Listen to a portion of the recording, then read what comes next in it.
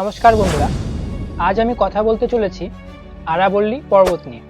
আরাবল্লী পর্বত পৃথিবীর প্রাচীনতম পর্বতের মধ্যে অন্যতম একটি পর্বত। এই পর্বতটি ভারতের উত্তর পশ্চিম দিকে অবস্থিত, যা 4টি রাজ্যের মধ্যে বিস্তৃত রয়েছে।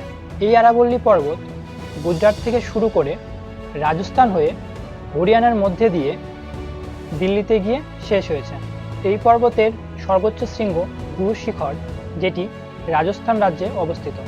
গুজরাট থেকে দিল্লি পর্যন্ত আরাবল্লী পর্বত প্রায় 692 কিলোমিটার পর্যন্ত বিস্তৃত। এখন গুরুত্বপূর্ণ বিষয় হচ্ছে, হঠাৎ করে কেন আমরা আরাবল্লী পর্বত নিয়ে এত আলোচনা করছি।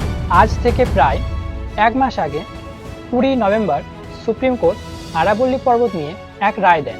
এই রায়ে বলা হয়েছে, কোনো পাহাড় যদি তার আশেপাশের স্থান থেকে 100 মিটারের উঁচু হয়, তাহলে সেই পাহাড়কে আরাবল্লী পর্বত হিসেবে গণ্য করা হবে। কোনো পাহাড় যদি 100 মিটারের নিচু হয়, তাহলে সেই পাহাড়কে আরাবল্লী হিসাবে গণ্য করা হবে না। যার ফলে 100 মিটারের নিচু পাহাড়গুলি ফরেস্ট কনজারভেশন অ্যাক্টের অংশ হবে না। এখন অসুবিধা হচ্ছে, আরাবল্লী পর্বতের 100% পাহাড়ের মধ্যে কেবলমাত্র 8.7% পাহাড় 100 মিটারের বেশি উঁচু। এই পরিসংখ্যানটি সংখ্যায় বলতে গেলে আরাবল্লী পর্বতমালায় প্রায় 12,081টি পাহাড় রয়েছে, যার মধ্যে 11,033টি পাহাড়ই 100 মিটারের বেশি নিচু।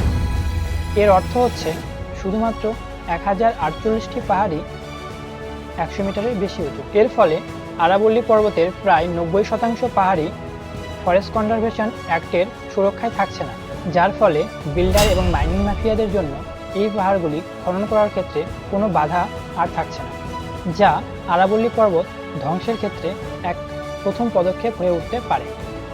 এবার বলবো, আরাবল্লী পর্বত আমাদের জন্য কেন এতটা গুরুত্বপূর্ণ।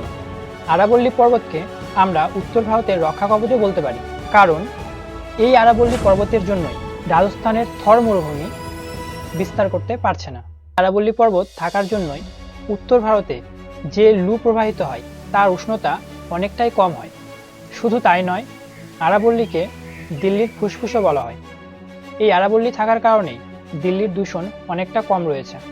এই আরাবল্লী পর্বতমালা শুধু দিল্লি বা তার আশেপাশের এলাকার জন্যই গুরুত্বপূর্ণ নয়, আরাবল্লী পর্বতমালা গোটা ভারত তথা গোটা পৃথিবীর জন্য এটি গুরুত্বপূর্ণ। আরাবল্লীকে রক্ষা করার জন্য সমগ্র ভারতবাসীকে একত্রিত হতে হবে